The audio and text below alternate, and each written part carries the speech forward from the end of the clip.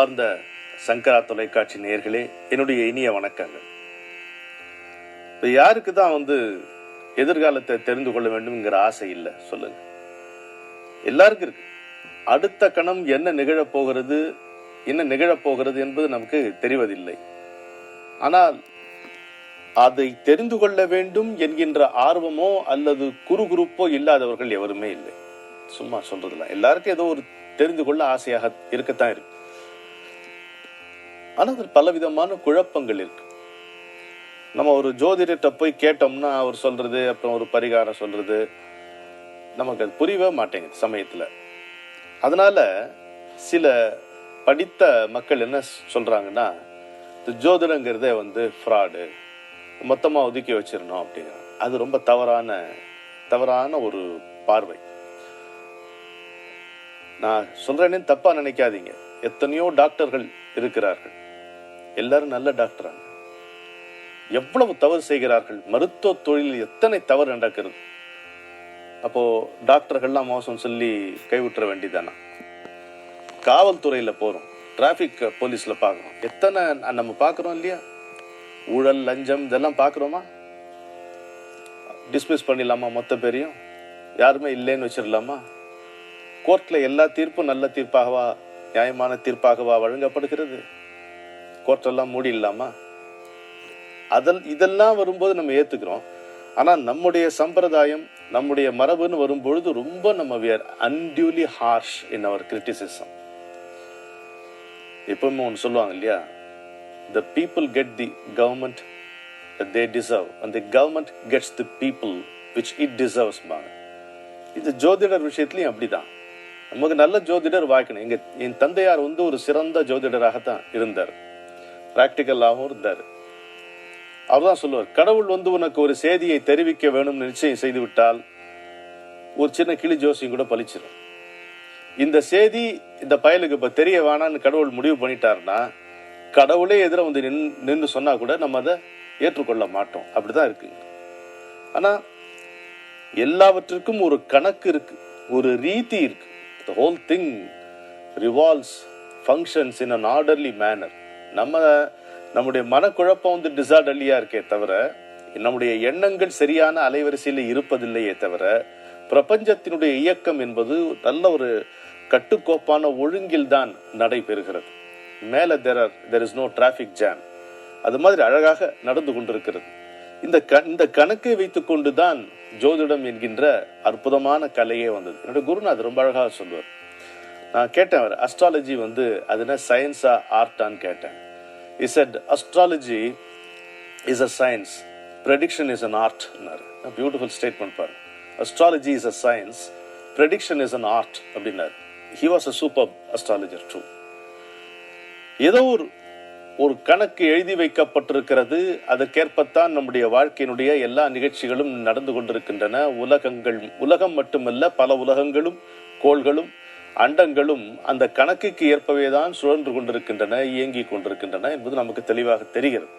இப்படித்தான் நான் நம்புகிறேன். எழுதி வைத்த கணக்கு சற்றும் மாறி போகுமா?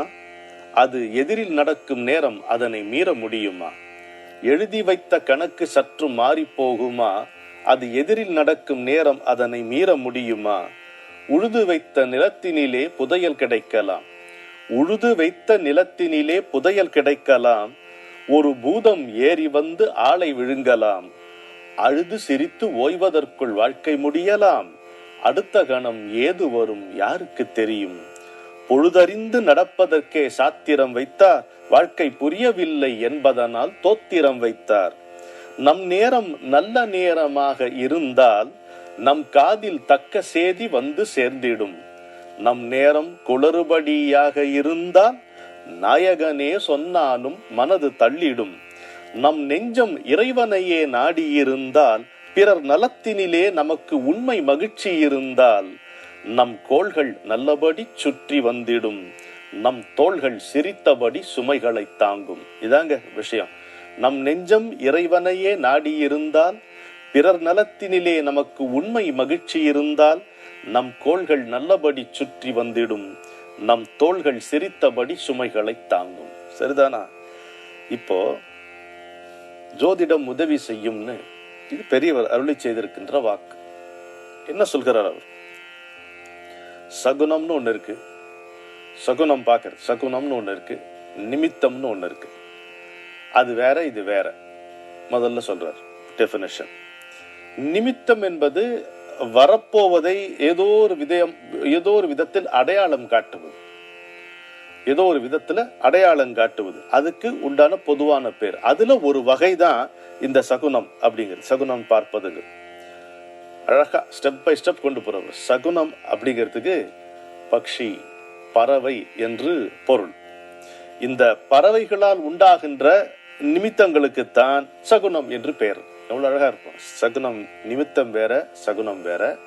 வரப்போவதை ஏதோ ஒரு விதத்தில் அறிவிப்பது நிமித்தம், அதில் ஒரு வகை சகுனம். சகுனம் என்றால் பக்ஷி, பறவை என்று பொருள். பறவைகளால் உண்டாகின்ற நிமித்தங்களுக்குத்தான் சகுனம் என்று பெயர். தெளிவா இருக்கா டெஃபினிஷன்?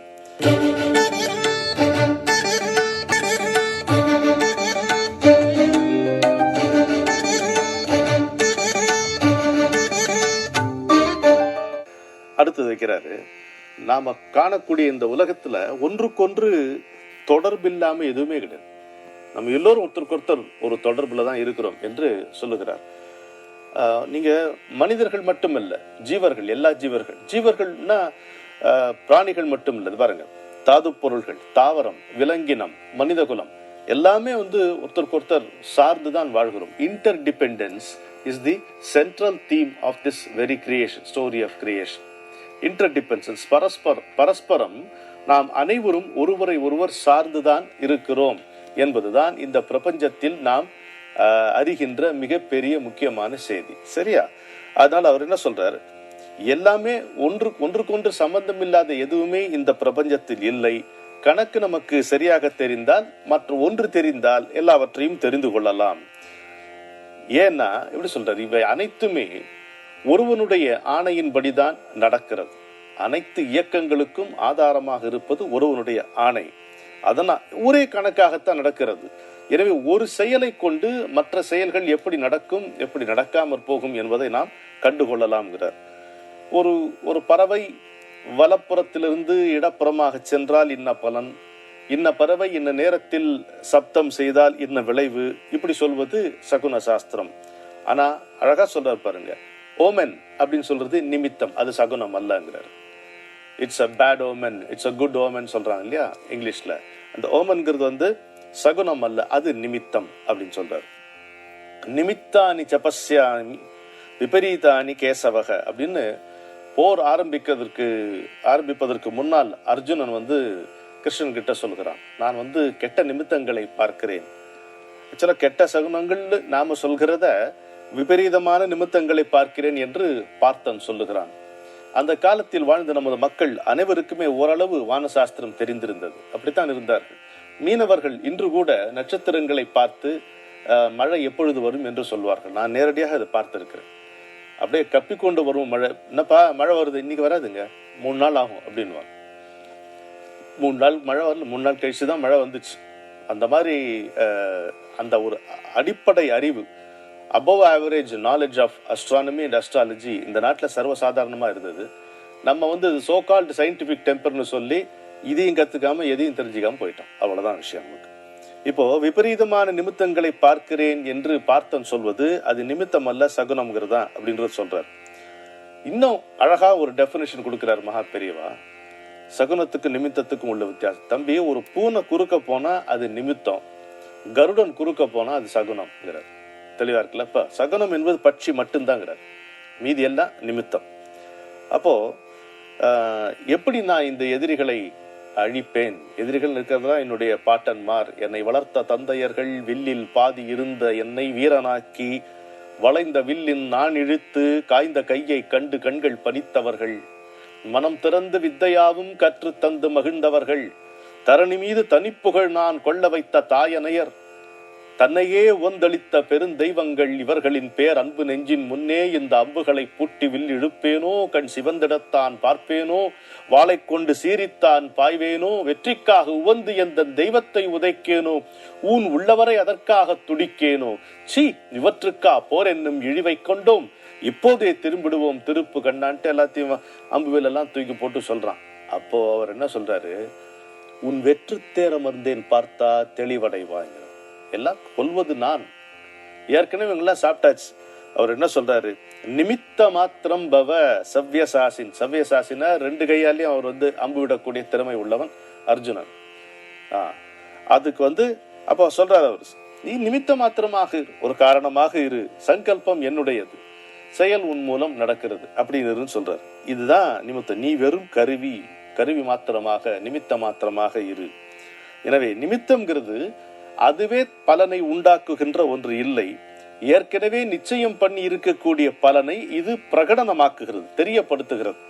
அதே மாதிரிதான் நம்முடைய பூர்வ கர்ம பலனைத்தான் நிமித்தங்கள் தெரியப்படுத்துகின்றன. எனவே ஜோதிட சாஸ்திரம் அவசியமாகிறது. இப்ப பாஸ்கராச்சாரியார் பெரிய கணித சித்தாந்தி இருந்தார். அந்த கதையை சொல்றார். அவருக்கு லீலாவதிங்கிற ஒரு மகள் இருந்தா, மகளுக்கு கல்யாணம் பண்ணி வைக்கணும். எதுதான் இருந்தாலும் கடவுள் போட்ட கணக்குன்னு இருக்கு, அதை மீறி நடக்க முடியாதுன்றதுக்காக அவருடைய வாழ்க்கையில ஒரு நிகழ்ச்சி நடந்தது. தன்னுடைய மகளுக்கு அவர் கல்யாணம் பண்ணி வைக்கணும். அவர் ஜாதகத்தை பார்க்கிறார். மகளுடைய ஜாதகத்தை பார்த்தா நல்லபடி கல்யாணம் நடக்கக்கூடிய யோகம் அந்த மகளுக்கு இல்லை. அதனால ஒரு லக்னத்துல ஏதாவது ஒரு லூப் ஹோல் வர மாதிரி பார்த்து அங்க கரெக்டா பிக்ஸ் பண்ணிடலாம், முகூர்த்தத்தை பிக்ஸ் பண்ணிட்டா சரியா இருக்கும் அப்படின்ட்டு அவர் நினைச்சார். பாவம் அங்க அப்ப காலம் விளையாடிடுச்சு. எப்படின்னா அதுக்கு ஒரு சின்ன விளக்கம் சொல்றார் பெரியவா. காலத்துக்கு கடிகா அப்படின்னு பேர். எப்படின்னா கடம், கடிகா, கடிகை இது எல்லாமே பானை மாதிரியான தீர்த்த பாத்திரத்தை தான் குறிக்கும். இப்படிப்பட்ட ஜலபாத்திரம் தான் பூர்வ காலத்துல கடிகாரமா இருந்தது. அது மேல்பாகம் கீழ்பாகம்னு பிரிஞ்சிருக்கும். தண்ணீர் நீர் கடிகாரம். அது அந்த மேல் பாகத்துல விட்ட அந்த நீர் ஒரு சின்ன துவாரம் வழியா துளி துளியா கீழே விழணும். அவர் என்ன சொல்றாரு, நல்லா நமக்கு புரியணுன்றதுக்காக ஒரு உதாரணம். மருந்து பாட்டில் முந்தில அந்த டோசேஜுக்கு லைன்ஸ் வச்சிருப்பாங்க, மார்க் பண்ணிருப்பாங்க பாரு, அது மாதிரி இருக்கும். அளவு கோடுகள் போட்டிருக்கும். துளி துளியா விழக்கூடிய அந்த நீர் இன்ன கோடு வரை வந்தால் இது இன்ன நேரம், இன்ன நாழிகை என்று கணக்கு போட்டுக் கொள்வார்கள். அப்போ 60ல் 1 பங்கு நாழிகைனா இப்படி தமிழ்ல சொல்றது. இந்த கால அளவுக்கு நாடிகா அப்படின்னு பேரு, கடிகா அப்படின்னு சொல்லுவான். இது 24 நிமிஷம். ஒரு நாழிகை என்பது 24 நிமிஷம். 2.5 நாழிகை என்பது 60 நிமிஷம், 1 hour அப்படி இருக்கக்கூடியது. இதெல்லாம் நம்ம பார்க்கிறோம். ஆனா இந்த வாட்டர் சீதோஷ்ணத்தினால எவாபரேட் ஆகக்கூடும் என்பதனால பின்னால மணல் கடிகாரம் வந்தது. அதை பார்த்துட்டு இருக்கும் பொழுது எட்டி பார்க்கும்போது மூக்குத்தியிலிருந்து ஒரு முத்து கீழே விழுந்து அது துவாரம் அடைபட்டு போச்சு. அவ்வளவுதான். அதுக்கப்புறம் நான் கதையை விளக்க வேண்டியதில்லை. அப்போ அந்த லக்ன கணக்குக்காக காத்திருந்தாலும் அந்த கணக்கு தப்பி போச்சு. அந்த பெண் விதவை ஆகிவிட்டார், கல்யாணம் ஆகி விதவை ஆகிவிட்டார்.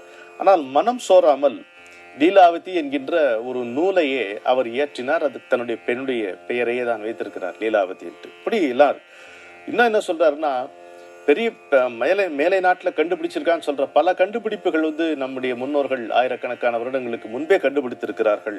ஹோரா சாஸ்திரம், அஹோராத்திரே பார்ஸ்வே நட்சத்திராணி ரூபம் வருது பாருங்க.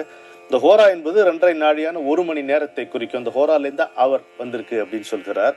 அதே மாதிரி அரித்மெட்டிக்னா வியக்த கணிதம், அதாவது வெளிப்படையாக இருப்பது என்று பெயர்.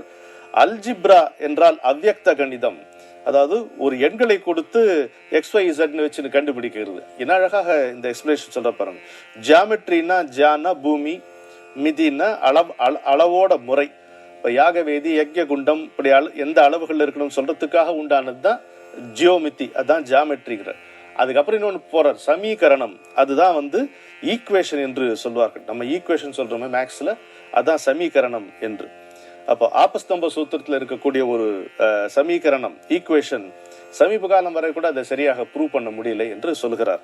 எனவே மொத்தத்தில் அவர் முடிக்கும் பொழுது இந்த ஜோதிடம் என்பது எதற்காகன்னு பார்த்தோம்னா, எப்படி எப்படி இருந்தால் எந்தெந்த சமயத்தில் எந்த கர்மாக்களுக்கு எப்படி வைதீக கர்மாக்கள் செய்வதற்காக அதன் மூலம் இறைவனை அடைவதற்காக ஏற்பட்ட ஒரு விஞ்ஞானம் தான் ஜோதிடம் என்று சொல்கிறார். அனுகூலமான காரியத்தை நிர்ணயம் செய்து அதற்காகத்தான் இந்த வேதாங்கமான ஜோதிஷம் உண்டாயிற்று என்று சொல்கிறார். இந்த கிரக சஞ்சாரங்களை கணக்கு பண்ணும்போது நிறைய மேத்தமேட்டிக்ஸும் அதில் சேர்ந்து இருக்கிறது. நல்லபடி ப்ராபபிலிட்டி பாசிபிலிட்டி சொல்வது தான் ஹாரோஸ்கோப் தானே. அந்த ஸ்கோப்பை வைத்துக்கொண்டு நாம் இதை வேணா செய்யலாம். ஆடி மாசத்துல மாவு விற்காம இருக்கலாம், மழை பெய்யும் பொழுது கொடை எடுக்காம போகாம இருக்கலாம். அதுதான் அவர் சொல்லி கொடுக்கக்கூடியது.